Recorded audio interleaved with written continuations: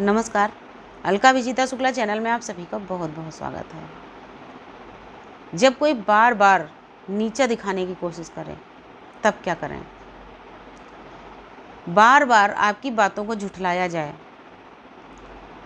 आपको बेवकूफ़ बनाने का प्रयास किया जाए या आपको बेवकूफ़ साबित करने का प्रयास किया जाए, आपकी हर अच्छाई को बुराई में बदलने का प्रयास किया जाए, तब क्या करें?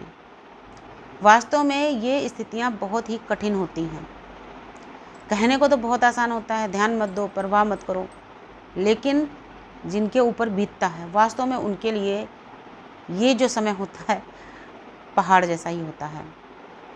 लेकिन कई बार ऐसा होता है कि आप उन परिस्थितियों से निकल सकते हैं, वहाँ से आप जा सकते हैं कहीं दूसरी जगह रहने के लिए, लेकिन कई बार स्थितियाँ ऐसी होती हैं आपको रहना भी वहीं पे होता है और इन चीज़ों को झेलना भी आसान नहीं होता। और केवल मुश्किल ही नहीं, नामुमकिन सा हो जाता है इन चीज़ों को झेलना, क्योंकि हर चीज़ की एक लिमिट होती है। तो ऐसी स्थितियों में आखिर करें क्या? आज की वीडियो में हम इसी टॉपिक पर बात करेंगे। आप सभी से रिक्वेस्ट है, प्लीज़ वीडियो को बहुत ध्यान से सुनिएगा, पूरी सुनिएगा, और अगर मेरी बात आपको समझ में आए तभी इस वीडियो को लाइक कीजिएगा और अन्य लोगों में भी शेयर कीजिएगा। हो सकता है इस वीडियो से किसी के जीवन में खुशियाँ वापस आ सकें, हो सकता है किसी के जीवन में कोई बदलाव आ सके। तो हमें क्या करना चाहिए? कई बार ऐसा होता है हमारे आसपास ही कुछ लोग ऐसे होते हैं जो कि जीवन को एकदम नर्क जैसा बना देते हैं। और केवल आसपास नहीं, कई बार हमारे फैमिली मेंबर्स में ही कोई एक दो लोग ऐसे होते हैं जिनकी वजह से ज़िंदगी नर्क जैसी हो जाती है। और जब कभी भी आप अपने बचाव में कुछ कहना चाहते हैं या अपनी सफाई में आप कोई शब्द बोलना चाहते हैं तो आपकी बात को दबा दिया जाता है। आपकी बात को कोई महत्व नहीं दिया जाता, कोई तवज्जो नहीं दी जाती है और आपकी बात को पूरी तरीके से नकार दिया जाता है, पूरी तरीके से आपको ही दोषी साबित किया जाता है। कई बार परिस्थितियाँ ऐसी भी होती हैं कि जिन चीज़ों के बारे में आपने सोचा भी नहीं होता वैसे भी आरोप आपके ऊपर लग जाते हैं कि आपने ऐसे कर दिया, आपने किसी को गलत बोल दिया, आपने किसी के साथ में बहुत गलत व्यवहार कर दिया, दुर्व्यवहार ही करते हैं आप, हमेशा आप गलत ही करते हैं। कुल मिलाकर आप बहुत बुरे इंसान होते हैं अपने परिवार के अंदर। अब वास्तव में ये इतनी विषम परिस्थितियाँ हैं जिनसे आप निकल भी नहीं पा रहे हैं और उन परिस्थितियों को जीना भी बहुत मुश्किल काम है। तो मैं आपको अपने निजी अनुभव के आधार पर कुछ चीज़ें बता रही हूँ, आप करके देखिएगा, निश्चित ही आपको फ़ायदा लगेगा। सबसे मेन चीज़ तो अपने जीवन का एक आप ध्येय बना लीजिए, एक उद्देश्य बना लीजिए कि आपको अपनी लिमिट से बाहर जाके कोई भी काम नहीं करना। क्योंकि हमारा जो शरीर है यह भी एक मशीन के समान ही होता है। आपके पास में एक छोटा सा एग्जाम्पल दे रही हूँ, आपको पूरी तरीके से समझ में बात मेरी आ जाएगी।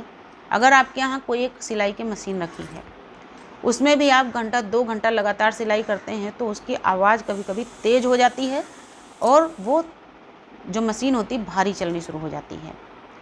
क्यों? उसको ऑयलिंग की ज़रूरत हो जाती है। तो आप उसको फिर से सुचारू रूप से चलाने के लिए क्या करते हैं, काम बंद करते हैं, उस मशीन के अंदर सफाई करके तेल डालते हैं, थोड़ी देर उसको रेस्ट देते हैं ताकि ये दोबारा अच्छी तरीके से अपना काम कर सकें। ठीक वैसे ही हमारा शरीर है। तो अपने शरीर को तोड़ के कभी कोई काम ना करें, बिल्कुल इनकार करना सीख लें। क्योंकि आप जितना ज़्यादा किसी के लिए अपने शरीर को तोड़ते चले जाएंगे, लोग उससे ज़्यादा उम्मीद लगाते चले जाएंगे।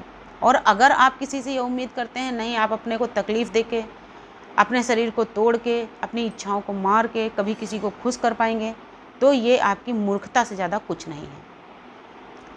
क्योंकि ये मैं निजी अनुभव के आधार पर कह रही हूँ। आप किसी के लिए कितना भी कुछ कर लीजिए, अपने लिए आप बिल्कुल टाइम ना निकालिए। अपने आप बालों में 10-10 दिन कंघा मत लगाइए, गंदे कपड़े पहने रहिए, आपसे कभी कोई नहीं कहेगा कि आप गंदे लग रहे हो। क्यों? आप उनकी सेवा में तत्पर रहिए और फिर भी वो कमी निकालते रहेंगे। इसलिए एक लिमिट अपनी बना लीजिए कि इस लिमिट तक ही आपको काम करना है, उसके आगे नहीं करना है, मना कर देना है।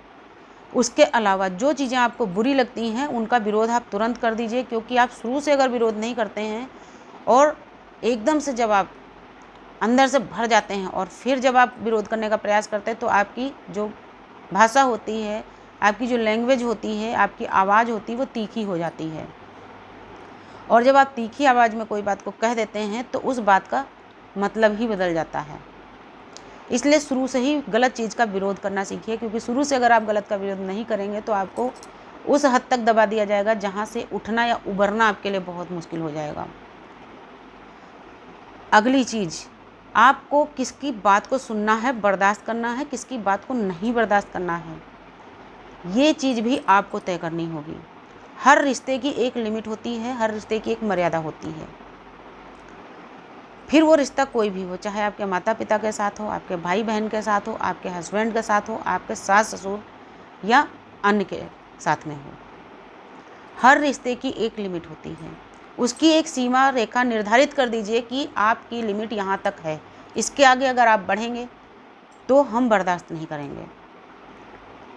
क्योंकि अगर हम ऐसा नहीं करते हैं तो जिनका हमारे जीवन पर कोई अधिकार नहीं होता है, जिनका यहाँ तक कि हमारे सामने खड़े होने की जिनकी औकात ही नहीं होती, वो भी हमें 10 बातें कह के चले जाते हैं और हम अच्छा बनने के चक्कर में सुनते रहते हैं और अपने आप को दुख देते रहते हैं। जब हम अकेले में बैठते हैं वही चीज़ें हमारे दिमाग में कौंधती रहती हैं, उसने ऐसे बोला, उसने वैसे बोला, उसने वैसे बोला।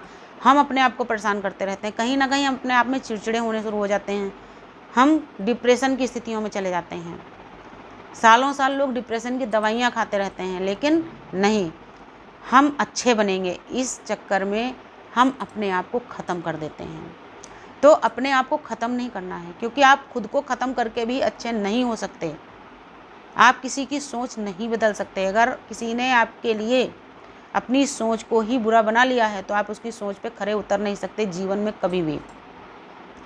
इसलिए अपने हकों के लिए बोलना सीखिए, गलत का विरोध करना सीखिए और ज़रूरत पड़ने पर इनकार करना सीख लीजिए। किसी का अपमान कभी मत कीजिए। सारे जो आपके फ़र्ज़ हैं उनको पूरा करने का पूरा प्रयास कीजिए। हर किसी की रेस्पेक्ट करने का प्रयास कीजिए, लेकिन उस रेस्पेक्ट के प्रयास में कभी भी खुद को तकलीफ़ मत दीजिए। दूसरों को रेस्पेक्ट देने के चक्कर में अपना अपमान कभी मत बर्दाश्त कीजिए, क्योंकि अगर हम अपना अपमान बर्दाश्त करके दूसरों को रेस्पेक्ट दे रहे हैं तो हमसे बड़ा कोई मूर्ख नहीं होता है।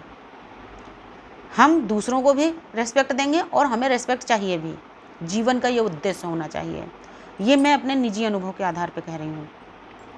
मैंने भी बहुत कुछ करके देखा और जब तक मैंने ऐसा करती रही, नहीं मैं बहुत अच्छी बनती रहूँगी, मैं उनको खुश कर लूँगी, मैं ऐसे कर लूँगी, मैं कभी अच्छी नहीं रही।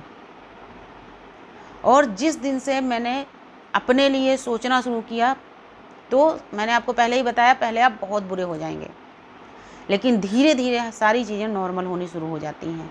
इसलिए सभी फ़र्ज़ निभाएं, हर रिश्ता निभाएं, लेकिन एक लिमिट तक। दूसरों को भी रेस्पेक्ट दें और खुद भी स्वाभिमान से जिएं। नमस्कार, धन्यवाद।